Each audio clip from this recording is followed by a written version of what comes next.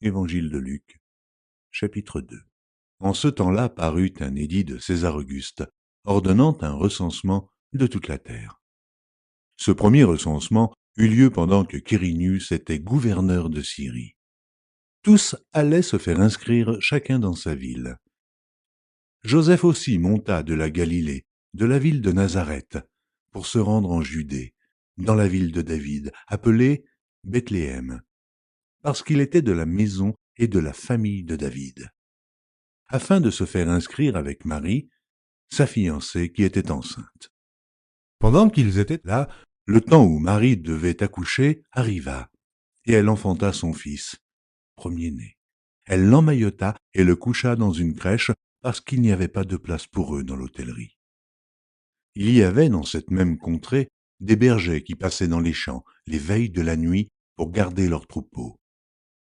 Et voici, un ange du Seigneur leur apparut, et la gloire du Seigneur resplendit autour d'eux.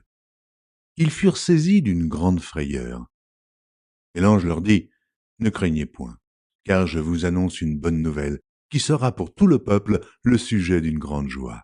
C'est qu'aujourd'hui, dans la ville de David, il vous est né un sauveur, qui est le Christ, le Seigneur. Et voici à quel signe vous le reconnaîtrez. Vous trouverez un enfant emmailloté et couché dans une crèche. » Et soudain, il se joignit à l'ange une multitude de l'armée céleste, louant Dieu et disant « Gloire à Dieu dans les lieux très hauts, et paix sur la terre parmi les hommes qu'il agrée. » Lorsque les anges les eurent quittés pour retourner au ciel, les bergers se dirent les uns aux autres « Allons jusqu'à Bethléem, et voyons ce qui est arrivé, ce que le Seigneur nous a fait connaître. » Ils y allèrent en hâte, et ils trouvèrent Marie et Joseph et le petit enfant couché dans la crèche. Après l'avoir vu, ils racontèrent ce qui leur avait été dit au sujet de ce petit enfant. Tous ceux qui les entendirent furent dans l'étonnement de ce que leur disaient les bergers. Marie gardait toutes ces choses et les repassait dans son cœur. Et les bergers s'en retournèrent glorifiant et louant Dieu pour tout ce qu'ils avaient entendu et vu, et qui était conforme à ce qui leur avait été annoncé. Le 8e jour, auquel l'enfant devait être circoncis étant arrivé, on lui donna le nom de Jésus, nom qu'avait indiqué l'ange avant qu'il fût conçu dans le sein de sa mère. Et, quand les jours de leur purification furent accomplis, selon la loi de Moïse, Joseph et Marie le portèrent à Jérusalem pour le présenter au Seigneur, suivant ce qui est écrit dans la loi du Seigneur. Tout mâle, premier-né, sera consacré au Seigneur, et pour offrir en sacrifice 2 tourterelles ou 2 jeunes pigeons, comme cela est prescrit dans la loi du Seigneur. Et voici, il y avait à Jérusalem un homme appelé Siméon. Cet homme était juste et pieux, il attendait la consolation d'Israël, et l'Esprit Saint était sur lui.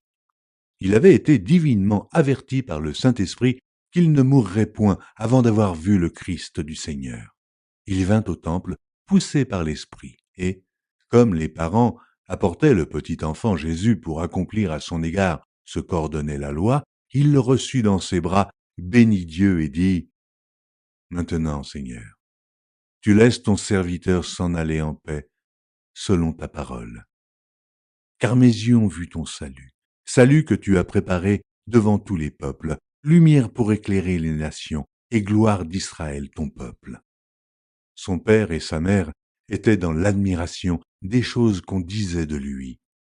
Siméon les bénit et dit à Marie, sa mère, « Voici, cet enfant est destiné à amener la chute et le relèvement de plusieurs en Israël, et à devenir un signe qui provoquera la contradiction. Et à toi-même, une épée te transpercera l'âme afin que les pensées de beaucoup de cœurs soient dévoilées. » Il y avait aussi une prophétesse, Anne, fille de Phanuel, de la tribu d'Azer. Elle était fort avancée en âge, et elle avait vécu 7 ans avec son mari depuis sa virginité. Restée veuve et âgée de 84 ans, elle ne quittait pas le temple, et elle servait Dieu nuit et jour dans le jeûne et dans la prière. Étant survenue, elle aussi à cette même heure, elle louait Dieu, et elle parlait de Jésus à tous ceux qui attendaient la délivrance de Jérusalem. Lorsqu'ils eurent accompli tout ce qu'ordonnait la loi du Seigneur, Joseph et Marie retournèrent en Galilée, à Nazareth, leur ville. Or l'enfant croissait et se fortifiait, il était rempli de sagesse, et la grâce de Dieu était sur lui. Les parents de Jésus allaient chaque année à Jérusalem, à la fête de Pâques. Lorsqu'il fut âgé de 12 ans, ils y montèrent selon la coutume de la fête. Puis, quand les jours furent écoulés et qu'ils s'en retournèrent, l'enfant Jésus resta à Jérusalem. Son père et sa mère ne s'en aperçurent pas. Croyant qu'il était avec leurs compagnons de voyage, ils firent une journée de chemin et le cherchèrent parmi leurs parents et leurs connaissances. Mais, ne l'ayant pas trouvé, ils retournèrent à Jérusalem pour le chercher. Au bout de 3 jours, ils le trouvèrent dans le temple, assis au milieu des docteurs, les écoutant et les interrogeant. Tous ceux qui l'entendaient étaient frappés de son intelligence et de ses réponses. Quand ses parents le virent, ils furent saisis d'étonnement, et sa mère lui dit, « Mon enfant, pourquoi as-tu agi de la sorte avec nous? Voici, ton père et moi, nous te cherchions avec angoisse. » Il leur dit, « Pourquoi me cherchiez-vous? Ne saviez-vous pas qu'il faut que je m'occupe des affaires de mon père? » Mais ils ne comprirent pas ce qu'il leur disait. Puis il descendit avec eux pour aller à Nazareth, et il leur était soumis. Sa mère gardait toutes ces choses dans son cœur. Et Jésus croissait en sagesse, en stature et en grâce devant Dieu et devant les hommes.